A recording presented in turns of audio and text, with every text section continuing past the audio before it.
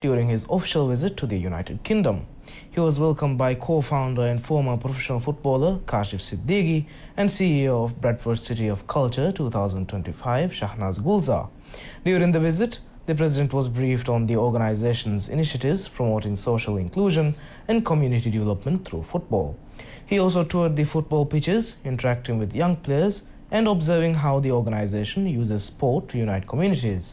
Founded in 2013, Football for Peace is an international NGO supported by the United Nations Office for Sport for Development and Peace. The initiative uses football to teach youth leadership, conflict resolution, and teamwork, running programs that equip children, coaches, and leaders with essential life skills. Its global efforts continue to foster peace and understanding through sports diplomacy.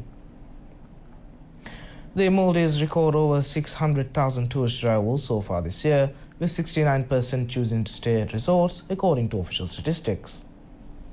Data released by the Ministry of Tourism and Environment indicates that 203,464 tourists visited in March 2025. This reflects an increase of 4.7% compared to the 194,227 arrivals in March of the previous year. On average, the Maldives welcomed 6,563 visitors per day during the month. In total, 632,418 tourists visited the country during the first quarter of the year, marking a 4.7% rise from the 604,004 recorded in the same period last year. The largest number of visitors came from China, with 73,997 arrivals, making it the top source market. Russia followed with 66,933 tourists, while the United Kingdom ranked third with 65,404 visitors. A breakdown of accommodation preferences among tourists showed that 437,942 visitors opted to stay in resorts, accounting for 69.2% of the total arrivals. Guest houses were the second most popular choice, accommodating 159,695 tourists, which represent 25.3% of visitors. Meanwhile, 18,404 tourists stayed in hotels, while 15,933 chose safari boats for their holiday experience. During this period, 62,763 beds were in operation across various types of accommodation. This included 43,217 beds available in 175 resorts, 2,038 beds in 15 hotels, 14,364 beds across 838 guest houses, and 3,144 beds on 157 safari vessels. Last year, the Maldives welcomed 2 million tourists, and the government has set a target of 2.3 million arrivals for 2025. To achieve this goal, authorities have been implementing various promotional campaigns to attract more visitors. As part of these efforts, a special tourism event was launched in collaboration with the British football club Liverpool. Maldives Marketing and Public Relations Corporation (MMPRC) has also indicated plans to boost visitor numbers during the traditional low travel season, with additional initiatives aimed at sustaining tourist interest throughout the year. The Maldives Blood Services announces a significant extension of its operating hours effective from the 6th of April. According to the revised schedule, services will now be available from Saturday to Thursday from 8 a.m. to 9 p.m., offering an additional hour of service compared to the previous closing time of 8 p.m. The move is aimed at improving accessibility and convenience for blood donors and patients alike, while enhancing the efficiency and reach of essential healthcare services. HB sample collection will now be available from 8 a.m. to 8 p.m. Saturday to Thursday. Cross-match sample collection will be offered from 8 a.m. to 8 p.m. Saturday to Wednesday, and on Thursdays from 8 a.m. to 5:45 p.m. Thalassemia screening services will operate on Thursdays from 8:30 a.m. to 1 p.m., while thalassemia cards will be issued between 8 a.m. and 2 p.m. Donor blood draws will be conducted from 8 a.m. to 7:45 p.m. and apheresis donations will be accepted until 7:30 p.m. Blood transfusion services for all age groups will continue, with 1 unit transfusions available from 8 a.m. to 4:30 p.m. and 2 unit transfusions from 8 a.m. to 2:30 p.m. Medical consultations will also be extended until 8:30 p.m. This revision aligns with the government's broader commitment to strengthening healthcare services, particularly for individuals affected by thalassemia, many of whom are children. A massive search effort is underway for a man who went missing after a fire engulfed and sank a passenger boat traveling from Lame Atoll to Male on Thursday night. The missing individual has been identified as 25-year-old Ali Mushfiq Muhammad Sharif of Lam Mawa.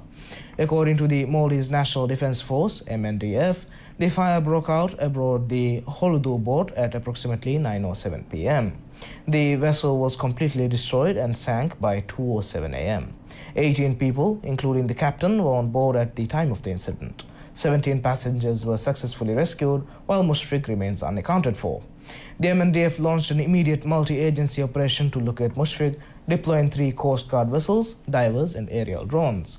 A surface search covering 53.04 square nautical miles has been completed, along with an underwater search spanning 64,240 square meters and an aerial sweep of roughly 1,545 square miles, 4,000 square kilometers.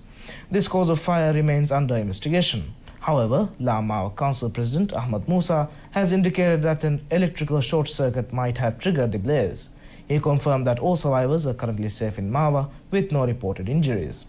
Authorities have advised vessels in the area to remain cautious as debris from the sunken boat continues to drift in surrounding waters. The search for Mushfiq remains ongoing by sea, air and underwater. We'll be back after a short break.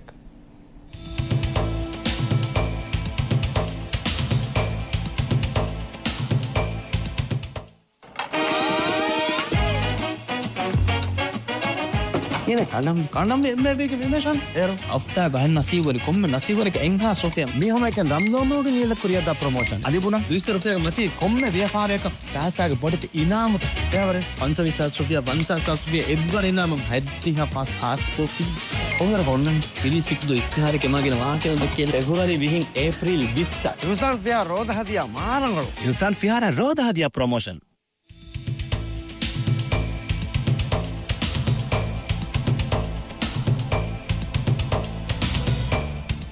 Welcome back. Maldives Police Service intercepts a van transporting a significant quantity of suspected alcohol in Hulumale on Thursday night, and the driver has been taken into police custody. According to the Maldives Police Service, officers received intelligence regarding a van en route to Hulumale, reportedly carrying boxes filled with bottles suspected to contain alcohol. The vehicle was stopped and searched on Riti Gasmagu at approximately 9:46 p.m. During the search, police discovered 75 bottles, each containing 500 milliliters of liquid believed to be alcohol. The van has since been towed as part of the ongoing investigation. The driver, a 37-year-old Nepalese national, was arrested at the scene in connection with the case. Sada Entertainment successfully wraps up Sagafi Festival, marking a vibrant celebration of Maldivian culture. Held over 3 days at the Male Artificial Beach, the festival coincided with Eid al-Fitr and aimed to revive and promote traditional cultural activities. The event featured a variety of Maldivian performances, including cultural dances and drumming by local groups such as the Hiala Sagafi dance group, Hewalla, and the 1438 Bodubur group. In addition, Children's Evening was held, offering activities like Bodu Mastuvung and Mali Nerung, along with appearances from popular cartoon characters. Local businesses were also given a platform, with stores showcasing a range of modern products. Items such as t-shirts, keychains, jewelry, home decor and cultural symbols were available for purchase, highlighting the country's rich traditions. Furthermore, 100% Maldivian food products were featured, with many women entrepreneurs from small and medium-sized businesses participating. According to Sada Entertainment, the festival was a success, with positive feedback from participants. The event not only offered a platform for cultural expression, but also gave small businesses a valuable opportunity for exposure.